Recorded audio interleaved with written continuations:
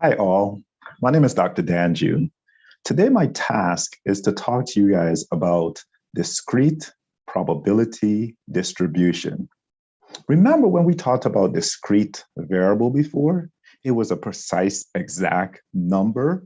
Yo, man, how many shoes do you have in your closet? All right, it's an exact, precise number. That's the discrete part. Probability is the chance, the likelihood of something actually happening. And the distribution is you're looking at it in totality. So, for example, what is the chance? What is the likelihood that I'm going to wear my Jordans today? That is discrete probability distribution. And can we calculate the probability that I'm going to wear out of all my 10 shoes, that specific one of my Jordans? Today, we're going to show you how to make these calculations using Excel. And hopefully you see some same patterns over and over again to make it make sense to you.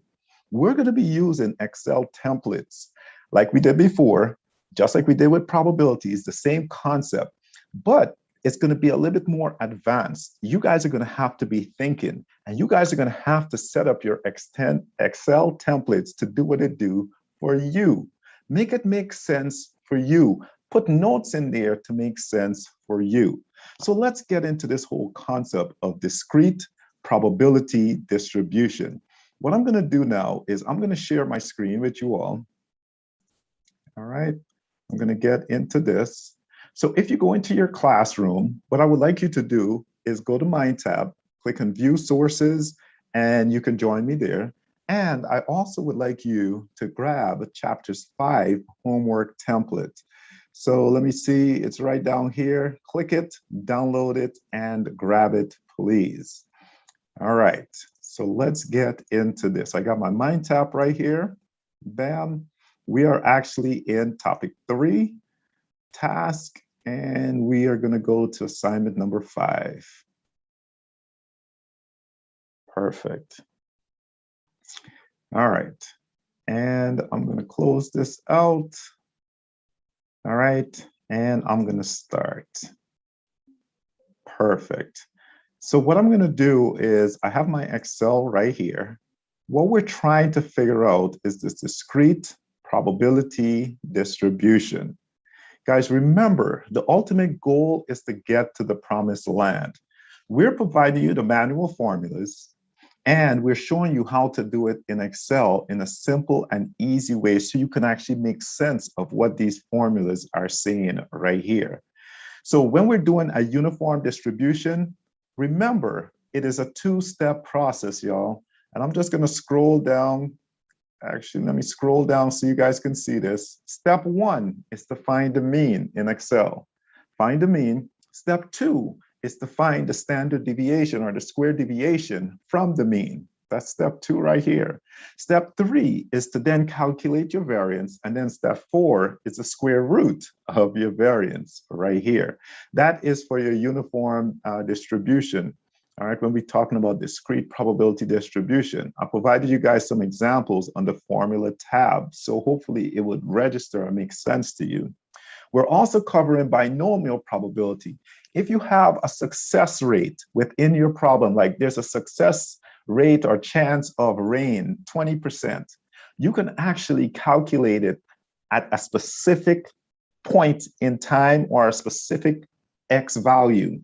So for example, if you have what is 0 chance of it raining, all right, you will get your probabilities. Your f of x is the same as your probability at that specific point, all right? If you're looking at 7, what is it what is the probability at 7 at that specific point? It will be this number right here. We're using binomial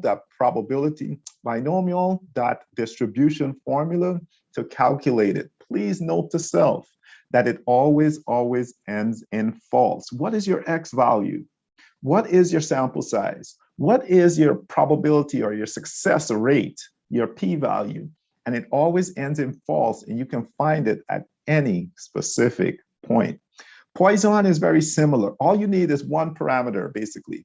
What is your mean or your lambda or your variance? If you have any one of those, you can calculate your probability at any specific point. It's Poisson, that distribution. What is your X value? All right, 0. What is your mean? Faux. And it always ends in false. For discrete probability distribution in Excel, it always ends in false. Why? Because we're looking at a specific point. All right, so now that we have that overview, let's jump into our homework. Can we please start off with 5.08? 5.08, I'm gonna do a dual screen side by side, something like that. All right, and I'm gonna make this just a tiny bit smaller so I can see the entire problem. All right, so I'm gonna look for 5.08. Good luck to me on this.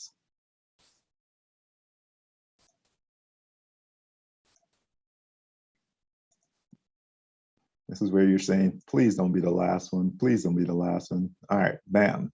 All right, so I can see I need to make it just a tad bit smaller so I can see it all. All right, so now that I see that, what I'm gonna do is just slide this over just a tad bit so I can see it a little bit bigger. All right, there we go.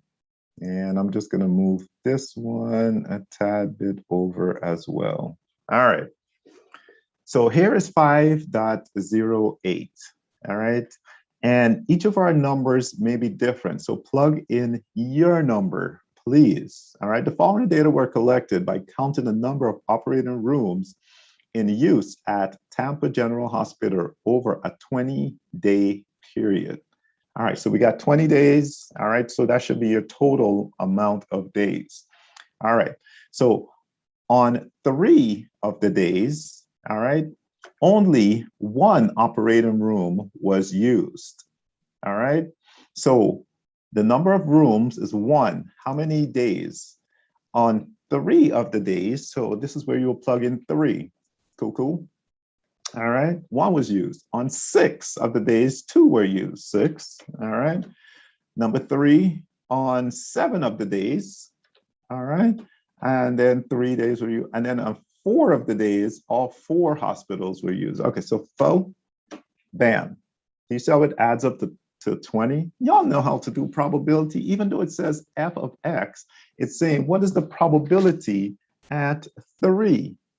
Here, I don't know if you can see this, but this is your formula right here. I'm just gonna double click, highlight it, copy it, and paste it right in here.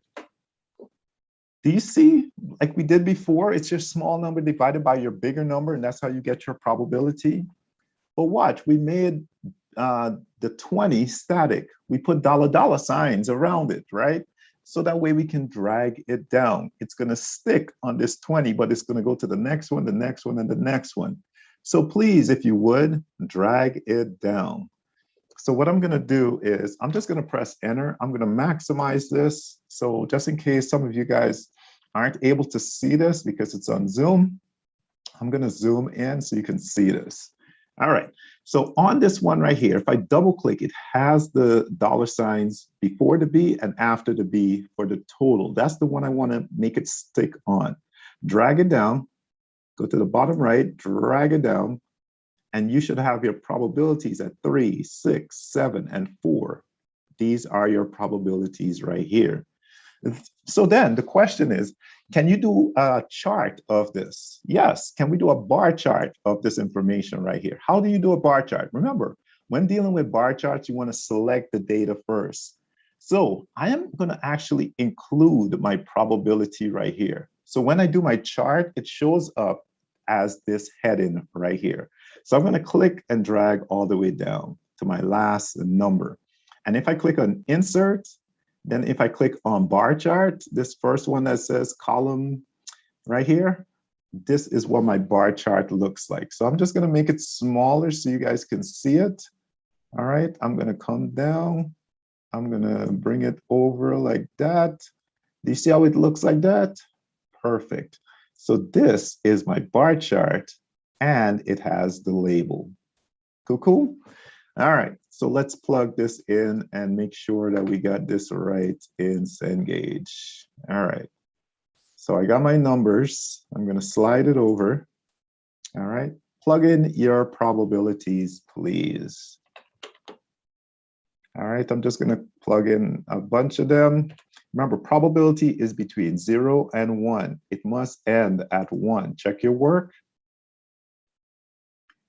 Bam and bam. All right, so which graph is correct? Remember, it looked like this. So if I scroll down over here, see how it's like going up and down? This one is the best one. Select it. That's number 3. All right. And then this one you guys can figure out. But f of x is what? If probability is between 0 and 1, all right, what is it as it relates to 0? Is it greater than 0? Is it greater than or equals to 0? Can a probability be 0? So hopefully you're saying, anyways, you can figure this one out. Good luck to you in that one. All right, so that is our first problem. So I'm just gonna make this somewhat smaller so I can see it all. All right, you guys should be good to go on that one. All right, so let's go over to exercise 05.16, please. 05.16. All right, here we go. I don't know which, oh, good.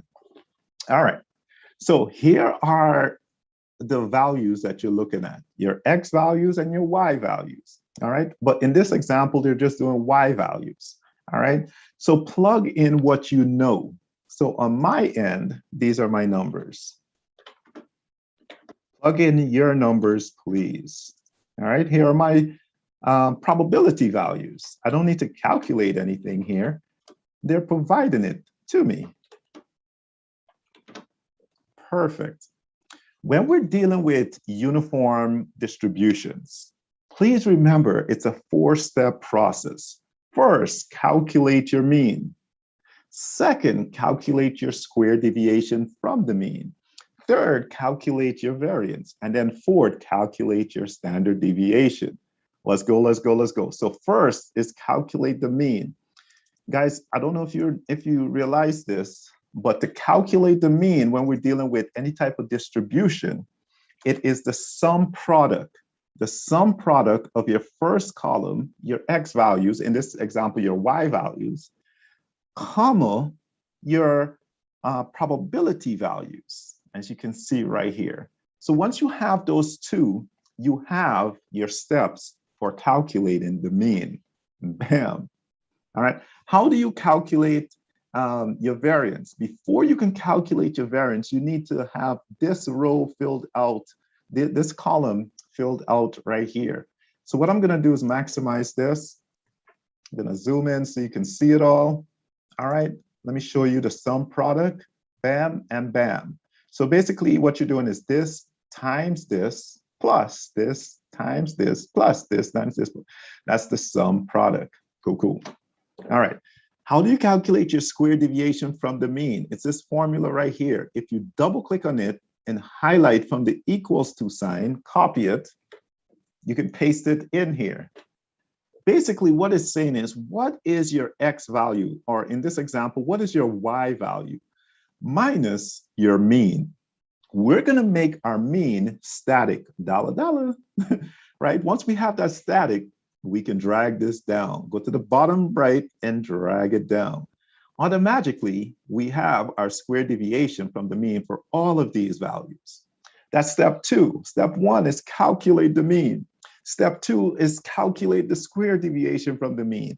Step 3 is to calculate your variance. It's the sum product of your probability and your square deviation from the mean. Here's your formula. Double click, highlight, copy, paste it in there. You have this and this. You have the sum product of those two, and you will have your variance. Bam. How do you calculate your standard deviation? If you know your variance, y'all, it's the square root of your variance. To calculate your standard deviation, it is the square root of your variance of this value right here. SQRT, open parentheses, of the variance number that you have calculated. Click enter, and bam. you should be able to now answer these questions right here. All right, one decimal place. What is my mean? Do you see EY or expected Y value? All right, 5.8. Cool, cool. What is my variance? And they want 2 decimal places. On yours, make sure that your Excel is set up to 2 decimal places, just in case it shows up on the exam. You know exactly what 2 decimal places are. So on this one, all right, I'm just gonna move it over, click on this one, under home, under the numbers or over the numbers, decrease decimal, bam, bam. Make this Excel template do what it do for you. Make it make sense for you.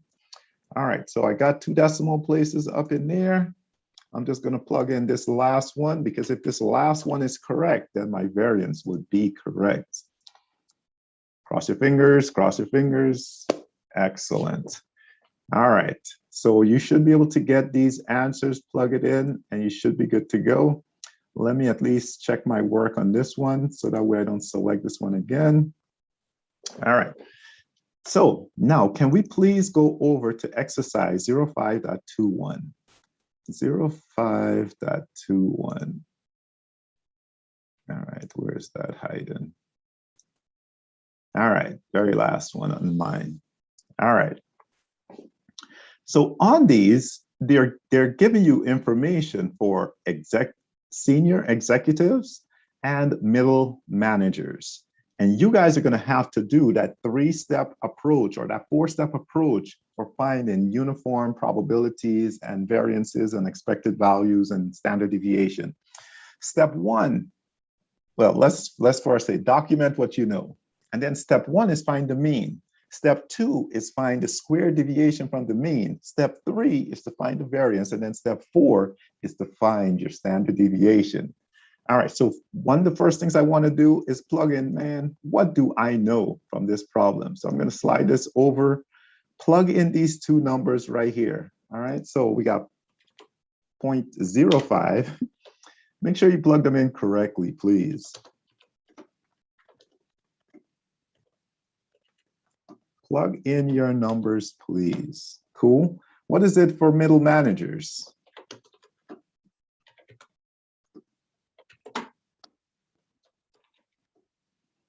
All right, and then 0.28. Bam. All right. So now that I have this, I'm going to maximize this so we can see it all. All right. So we have this right here. We got our senior executives and we got our middle managers. We got each probabilities for both of them. Step 1, calculate the mean for senior executives. Here is your formula. Double click, highlight, and copy it. And paste it right in here.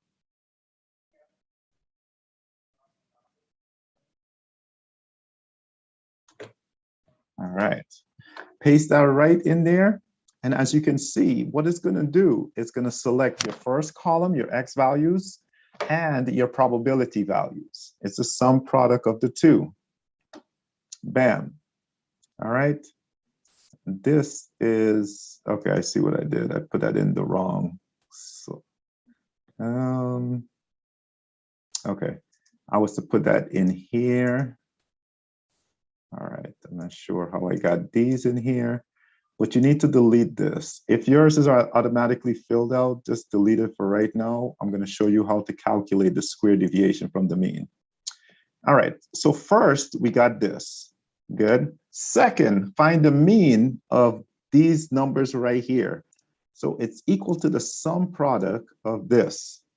Copy, paste that right there. Sum product of your X and your probabilities. Cool, that's step 1. Step 2, find the square deviation from the mean. How do you calculate this number right here? Here's your formula up here. Double click, highlight, copy, and paste it in here. Oh, hold on. Let me double click that again, highlight this, copy that, double click in here and paste it. All right. What is my X value? If I double click on my X, is what is my job satisfaction score for the first one? Click it. What is my mean? Double click on mean and it highlights mean. What is my mean for senior executives? It's down here. Click the number.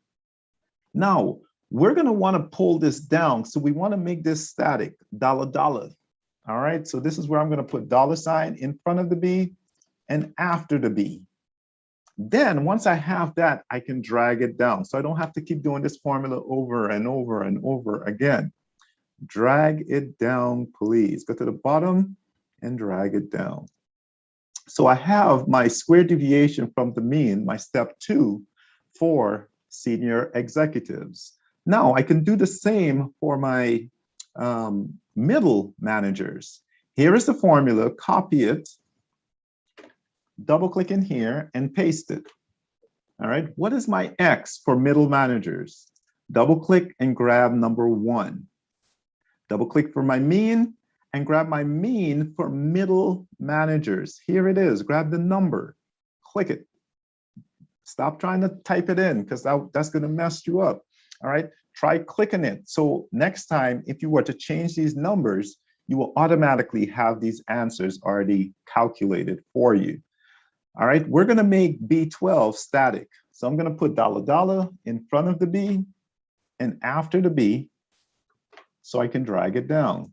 Tricks and tips of Excel make your life easy. So we have the mean, we have the square deviation from the mean, number 2. Number 3 is how do I calculate the variance? Here's the calculations for executives. Double click, highlight that formula, copy it, and paste it. It's gonna take of your probabilities and your square deviation from the mean. And press enter. How do I find it for middle managers? Same concept. Highlight your formulas, copy it, double click and paste it in there. It is both your probability and your square deviation from the means for middle managers. Press enter. And guys, the last part is pretty easy. How do you find the standard deviation? If you know your variance, it's just the square root of your values. So highlight your formula and paste it in here. You should be good to go. Highlight your formula, copy it, and paste it in here. All right, and there we should have everything that we need for this problem. So scroll down on Cengage and plug it in. So I'm just gonna plug in a couple of these just to make sure I am right. Middle managers, standard deviation. All right, and I'll do one of these. All right, so I just plugged in 4, missed that one, 1.25, missed that one, missed those 2, and then 1.07. I'll check my work. And bam, bam, bam. Come on, let's go, let's go, let's go. So remember, when we're dealing with uniform, we want to calculate it in 4 steps. Calculate your mean, calculate your square deviation from the mean, calculate your variance, it's a sum product, and then calculate your standard deviation. Let's go, let's go, let's go. Good job, good job, good job. All right, let's go to 5.32, please, 5.32.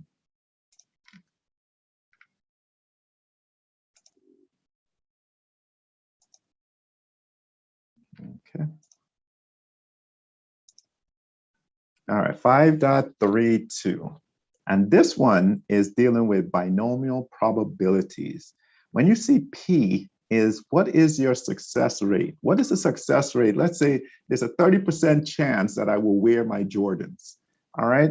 Out of a sample of 12 shoes that I got, all right? So once you know both the sample size and you know your success rate, what is the probability or what is the function at 0 or what is the probability at 0? So what I want you guys to do is first, just document what you know.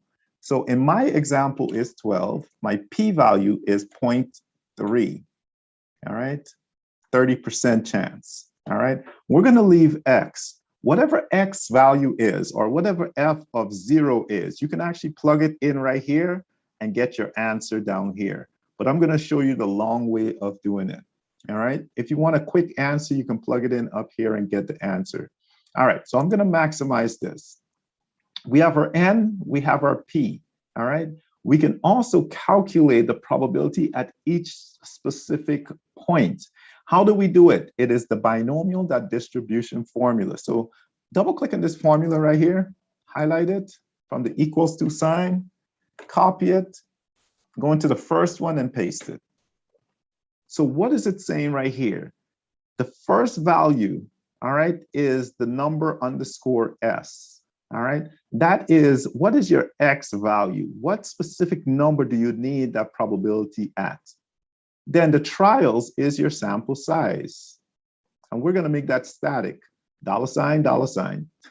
And then the probability, or what is the success rate? 0.3, all right? Then the cumulative part is, do you want a specific exact number? If so, put false. If you want it to accumulate, add up, then you will put true. In this example, we're putting false. Once we have this, we can drag it down, y'all. Go to the bottom right of it, take your mouse and drag it down. Hopefully by now you're getting used to these tricks and tips that we're using within Excel. All right, so we have our sample size, we have our probability, our chance that it's gonna happen, the success rate. We have our binomials at each specific point. What is it? All right, let's go back to Cengage here. What is it at F0? All right, so if I scroll, I'm just gonna make this smaller so I can see it all. At F0, what is my probability at F0? You see how you can put equals to F2, and it's gonna give you that number, 4 decimal places. Plug it in, please, 0.0138, check your work. Good, we're on target. Now, watch for B, it says F5. In my example, it said F3. You gotta make these templates do what it do for you. Change it, make a note to yourself that these are changing. This does not say F3, this says F5, all right? So it will be equal to, instead of F5, F1, 2, 3, 4, actually 1, 2, 3, 4, 5. It's going to be at F5 is going to be 7. So it's equal to F7. You got to make these templates do what it do for you. Whatever change is happening, you have to be able to set up these templates to warn you. All right. Hey, I need to change that to F7. So watch this. This is going to be equals to, what is my probability at F5? Put equals to and click it. This is the probability at F5, whatever yours says. All right, we're going to have different places that they're going to be asking you. Make sure you understand what you're doing. All right, I will put a note, change F value, change F value and location and formula. I'm gonna make it sense, make it do what it do for you, make it make sense to you. So next time you go into this, you know, hey, whatever they're asking for, that's what I change it to. All right, so let me just check that out just to make sure. 0.1585, check my work. Bam. Now, please pay attention to when it says F of 0 or F of 5, it's looking at that discrete exact point. When it says less than or equals to, it's looking from that point less than. Or if it says greater than or equals to, it's from that point greater than. All right, so watch how this one works right here. In my example, I had X is less than or equal to 1. In this example is 4. So you're gonna have to change this. I'm gonna make this slightly bigger so we can see this, all right? You're gonna have to change this to 4, all right? So therefore, it's gonna go from 4 all the way to 2, all right? So before it was 1, I think it was. So it was F3 to F2. I'm gonna have to change this from 4. So let me kind of show you in this. Let me maximize this so you can see what I'm talking about here. I'm going to make this just slightly smaller so we can see the whole data set. All right. So we're looking from X is less than or equal to 4. It's equal to the sum of, click on 4. As soon as you put that open parentheses, click on whichever number they're asking you. Click on that number less than, all of it, just your numbers, close parentheses. Bam. That will be your answer. So in this case, it's F2 to F6. So escape out of that. All right. On this, I would change this to F6. So next time I know. All right. Change F values. I would even use the same one right here. I'm going to copy this. I'm going to paste this right down here. Change F, or actually I would change P values and formulas. All right. So when you want to know the exact specific point, it's the function of that number. If you want to know the probability of a series of points, you use the P, probability of those values. All right. Now here, this one says greater than 3. Let's see what Cengage says on that one. Yes, greater than 3, greater than or equal to 3. All right. So whatever you say, all right, it's equal to the sum, and we're only looking at the probability values of 3 and greater. Click on 3 and drag it down and close parentheses. So from F5 to F11, change it according to yours. All right. So this one here, I will copy that and paste that down here as well. Change P value and formula accordingly. Make it do what it do for you. All right. I'm going to come over here and it's going to say next. Let's test these out just to make sure I am right, because I might be moving too fast, but I just want to make sure I'm setting you up for success. Check your work. Bam and bam. All right. How do you calculate your expected value, your variance, and your standard deviation? I'm going to maximize this again. All right. So how do you calculate your expected value? Guys, I've already broken all of that stuff down up here. Your expected value is this number right here. Your variance is this number right here. It's automatically calculated for you. What is your standard deviation? It is up here. So equals to C6. All right. Equals to C7. And then it's the square root of C7 basically, but equals to C8. All right, plug those numbers in. I'm just going to do this last one. I'm going to check my work. And we're good. All right, so take your time with these binomial distributions, please. All right, let's move on to 5.33. 5.33. Okay. All right, 5.33. Same thing for binomial. They're giving you basically two main parameters, your sample size and your success rate. All right, 20 persons is the sample size, success rate of 0.70 or 70%. Let's say 70% of the students in our class out of 20 will score an A. All right, so now we can find the probability. What's the percent that 0 will do it or whatever?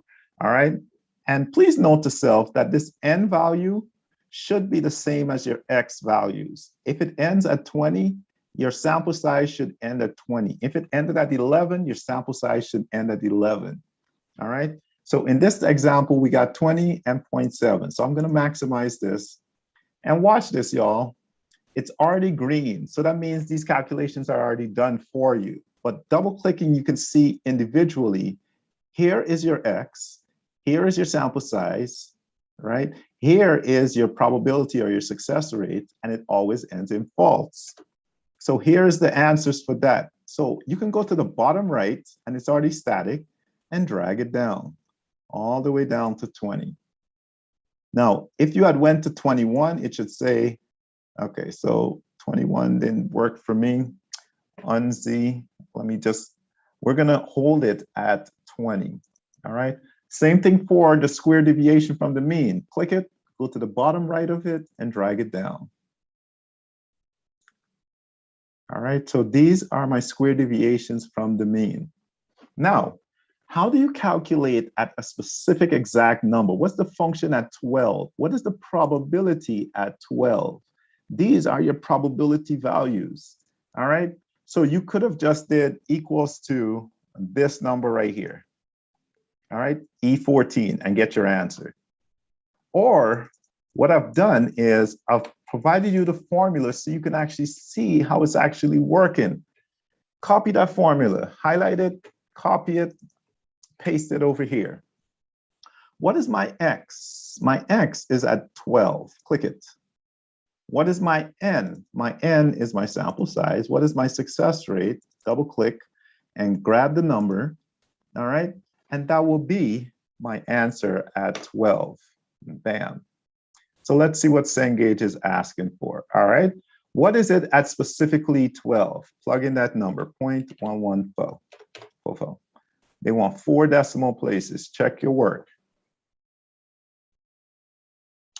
Cool, cool. All right. What is it at exactly 16? Equals to, and we're just going to look at 16. Click it. What is my probability at 16? All right. And plug it in. Check your work. Man, you guys are doing really well. All right. What is my probability of X less or greater than or equal to 16? Won't that be 16 plus? And then this one is less than or equal to 15. So let me show you how this works. Isn't that the sum? Don't you have to sum up all of your probabilities equal to the sum? Open parentheses, and then 16, click on 16 and go all the way down. Bam. All right. How do you find the probability of less than or equal to 15? Is equal to the sum. Click on 15, the probability at 15, go all the way up. Close parentheses, bam. All right. How do you find the expected value or the mean? Remember, it's the sum product of your X and your probability. Here's your formula. I'm just going to highlight from the equals to sign all the way over. Double click and paste it in there. All of my X, all of my probabilities, and that will give me my mean. You guys automatically already calculated your square deviation from the mean. So then you can go to the third part of your variance. It's the sum product of your probabilities and your square deviation from the mean. And then your standard deviation is simply the square root of your variance. Bam. So plug it in, y'all, plug it in. Hopefully you're seeing the same patterns over and over again. I'm just going to plug in this last one, check my work just to make sure I'm good. Scroll down, outstandish. All right, I just want to make sure that this one of these was right too, greater than 16.2375. Check my work. Perfect. All right. Doing good, doing good, doing good. Let's go to 5.35, please. 5.35. All right. Here we go. All right. So in this example right here, you guys can read this. This is a really good example of how to actually see these success rates within this binomial probability that we're dealing with. All right. So here we got a success rate of 40%. You got to change that to a decimal, 0.4. All right. If you read on, it says, suppose 10 first round appeals. Out of this population number right here, just 10 is our sample size. Plug in 10. All right, once you have that, then we can find out what is it at 0, what is it at exactly 1, and so on and so forth. So I'm just going to maximize this. Automatically, your binomial is already set up. You have your x, you have your sample size, and you have your success rate. Once you have that, and it's dollar signs, it has dollar dollar, you can drag it down. So just drag it down. In this problem, you do not need the square deviation from the mean, but by now you guys should know how to calculate the square deviation from the mean. It's your x, you find your mean, all right? It's the sum product of these two, and then square that. All right, but we're not getting into that for this problem. What we really want to know is what is it for non-successful, 0 successfuls equals 2 and 0. What is the probability at 0? What is it at exactly 1? Equals to exactly 1. Click it. E3.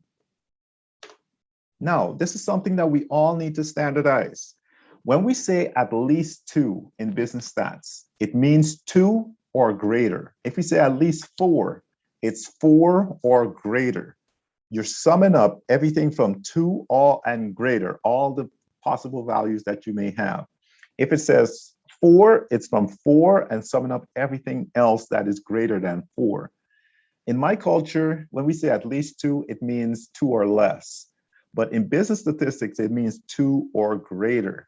So whichever culture you're from, whichever background you're from, please standardize your thought process when we're dealing with business statistics. It's always at least 2 is that number and greater. So when it says at least 2, it's equal to the sum of 2, click on the probability of 2 and greater.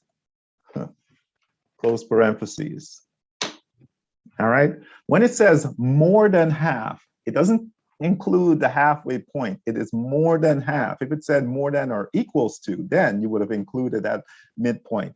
More than half is equal to the sum of 6 and greater. So please get in the mindset of what does at least 2 or at least mean? Is that number or greater? What does more than half means? It does not include a halfway point. All right, so close parentheses, enter. These will be my answers. All right, so I'm just gonna do this one and the third one. Check my work. Outstanding. All right. Doing well. Keep moving. We're almost done. Let's go to 5.38, please. All right. So we have information right here. We're looking for our sample size. We're looking for our success rate. All right. And then we're going to calculate each one of these.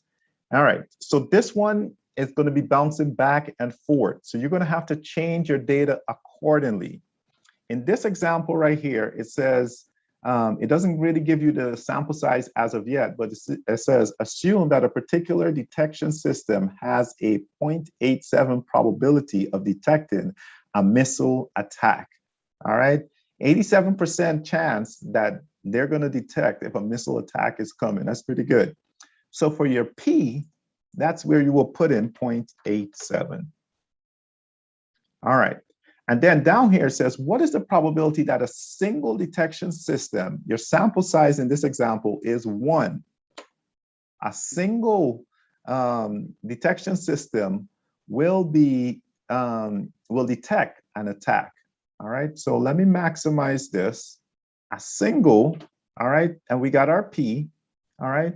Here's the formula for your probabilities. Just double click, highlight them all, copy and paste it in there. Now, because we have dollar signs, we've made it static, cool. We can drag it down all the way down. Now, because my sample size is only 1, all right, anything greater than 1 is going to show up as a hashtag number symbol. It means that it doesn't exist. There's no number. If it was 2, then it would have been able to calculate this probability. It doesn't exist. All right, so that's okay for right now. So what is the probability at 0.87? All right, the probability that 1 will show up at 0.87 is basically equals to this number right here, 0.87. So let's check our work. Whatever number shows up on yours, whatever probability, it should be that same exact probability. If two detection systems are installed, two of these same systems are installed in the same area and operating independently, what is the probability that at least one of the systems will detect the attack? So here we will change this to 2. And watch when we change this to 2, this num right here is going to go away. I'm going to change this to 2. Do you see now I was including 2? So what is it that at least 2, right? At least 2. So doesn't that mean at least 1, sorry, at least 1. So it is 2 and or 1 and greater. So watch this, is equal to the sum of 1 and greater. All right. And that's how we would get that answer. The next one says, what happens if your sample size is 3? All right. What would it be? All right. So let me plug in these answers really fast. You're going to have to do this one at a time so you don't mess yourself up. All right. So for the first one was just 1. This answer is 0.87. The second answer is 2. You're going to have to do this one at a time because you see the numbers are changing as you change your sample size.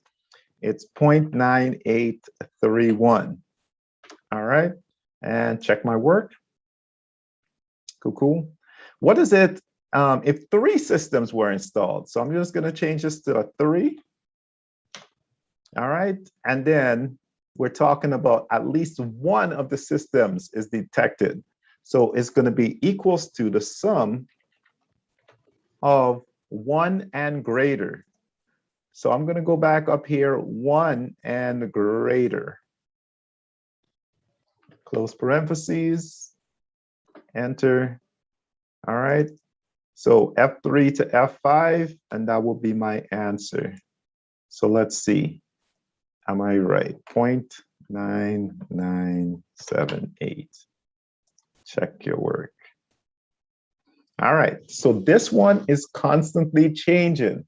So somewhere on your Excel, make a note to self that the sample size will change. All right. So you can come up here and say the sample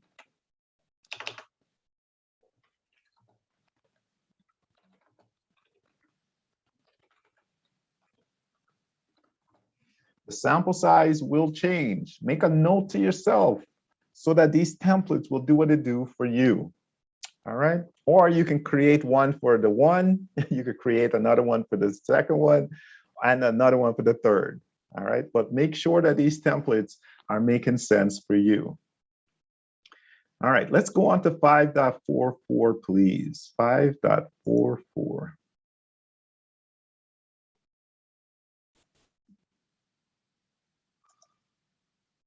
All right. So on this one, we're dealing with Poisson distribution, some kind of time or space problem. All right. So in this example, they're providing you the mu or the average, the overall average. Plug it in for yours, please. Automatically, everything else will be populated for you. All right. And then it says which one of these functions is correct. What I've done here is I've provided you the formula for Poisson probabilities. All right, what is the function formula? If you replace this mu with 4, which one would be correct? All right, you guys can figure that out. All right, I'm just going to get going with this. Then it goes down here, it says, what is the function at 2? What is the probability at exactly 2? So would that be equals to, bam, E4? What is it at exactly 1? Equals to 1. Cool. What is it at, let me see what Cengage says, is greater than or equals to 2? Isn't that the sum? equal to the sum of 2 and greater, all the way down, close parentheses, and you should have your answers for these. So I'm just going to plug in the first and the last, cool, and 0.9084. Check my work. Bam and bam. Good work, good work, good work. All right, let's move on to exercise 5.47, please. I think that was this one. Yes. All right, this one is a little confusing, but it does make sense. You got to watch your time and all of that stuff. All right, so watch how this one works, please. So it goes in and says, emergency 911 calls to a small municipality in Idaho come in at a rate of 1 every 2 minutes. So the time is 2 minutes, and the rate is time divided by 2, which is 1. So you can copy this formula right here, paste it right here, double click on time, and select the times number. All right. So now that we got that, what is the expected value? What is the average? What is the basically the rate time of this expected value? What is the expected number of 911 calls in 1 hour? All right, now 60 minutes gives you an hour. So here's your formula. Double click, highlight, copy, and paste. All right, double click on rate. What is your rate's number? Click it. Double click on time. What is your time's number? Click it and press enter. So this first value should be 30 per hour. Check your work. Cool. All right. Now it says, what is the probability that 3 911 calls? So your X value now is 3. Your time is in 5 minutes. How do you calculate your rate? It's the time divided by 2. So double click, highlight, copy, Control C, Command C, paste it in there, Control V, Command V. Double click on time and click on your time. All right. So now how do you calculate 3 calls in 5 minutes? Here it is, your Poisson distribution. Double click, highlight, copy, Control C, Command C. Double click to the right here, paste it. Control V, Command V. All right, if you're a Mac user, you'll see that it selects the X value, it selects your rate value, and it always ends in false when we're dealing with Poisson. All right, so that will be your answer. On this one right here, your X value is 0. You guys should be able to calculate the rest of these, but let me check to make sure that this one is correct. Outstanding. Let's go. Let's get that A. One more. Let's knock this out. 5.49, please. 5.49. All right, perfect.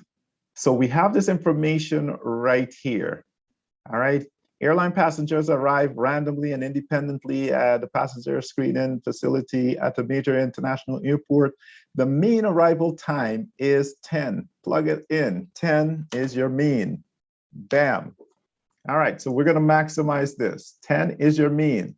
You can click this now. It's already in green and it's already static. Drag it down. Drag it down, drag it down. Bam. You have all your numbers right here. All right. What is it at no arrival time in 1 minute? So I'm just going to go back to this. Compute the probability of no arrival times in 1 minute. So this is simply equals to, what is the probability at 0? All right, so let me escape so I can see them all. All right, oh, there we go, move it over. So this one is equal to, what is the probability at 0? Click it, E2.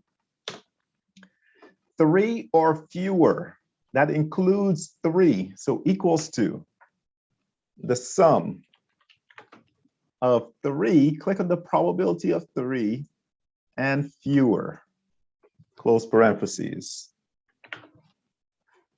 All right, so I'm gonna zoom in so you guys can actually see those formulas. I know it's probably hard for you to see it. All right, so for this one here is that. For 3 or fewer, it's the sum of 3 and fewer. All right, this one here gets a little wonky. All right, let me go back to Cengage so you can see the question. All right, let's plug these in. Ooh, this one, they want 6 decimal places. So point. All right, and check your work. All right, cool. Compute the probability of no arrivals in 15-second periods, all right? So here, we're trying, and I use these cells to help us calculate this, all right? Here's the new X, 15, and a minute is 60 seconds. So 15 seconds, how much is a minute out of 15? So copy this, double click and paste that right in there. How many seconds are they asking on yours? Plug it in. In my example, it is 15 seconds divided by 60. And this is what we're looking at for our new X value. All right, so at 15 seconds, they're really looking at it at 0.25. What is my new mean? All right, so my new mean is this formula right here. Copy it right here and paste it down here. Double click on mean, all right? What is your means value? It was 10. Now 15 out of a minute is a quarter. So that's how they divided it by 4, all right? So we're gonna press enter and we will have our new X value and our new mean value. So here is your formula right down here. Grab it, grab it, grab it. At no arrival times in 15 seconds, what is your answer? What is the probability at that specific point? Control C, Command C, copy it, and paste it in here. Pay attention to these formulas, y'all. Make it do what it do for you. Don't mess this up. Look at where these two are pointing, G1 and H1. Can you make a calculations on this label right here? I hope you're saying, So you can drag it down. You can go to the blue line and it changes to a move symbol. You can pull it down. All right, or you could have just double clicked on H1 and select the H1's number. Click it. See how it moves it down? And it always ends in false. So press enter. Guys, and you have to make this Excel template do what it do for you. This should be G2, change that to a 2. This should be H2. So that way, the next time you go back, you have the right formula. Make it do what it do for you. And then the last one is at least 1 in 15 seconds. Copy this. Remember, at least 1. All of your probabilities must add up to 1. So you do 1 minus 1. So copy this, double click and paste that in there. All right. So you're using this number right here, 1 minus this number, and you will get at least 1. So 1 and greater. All right, so don't get confused with that. I'll pull this over to the side. All right, actually, I'm going to plug in these two because it's a little complicated. Make sure I'm leading you in the right way. All right, check my work. And that is it. All right. So let me come out of this, stop sharing. So that is it for this class on discrete probability distribution. You can find the probability at a specific point in time, whether you're using the uniform probability distributions or the binomial probability distribution or Poisson probability distribution. You can find it at a specific point as it relates to the distribution or the whole. Let's go, let's get that A.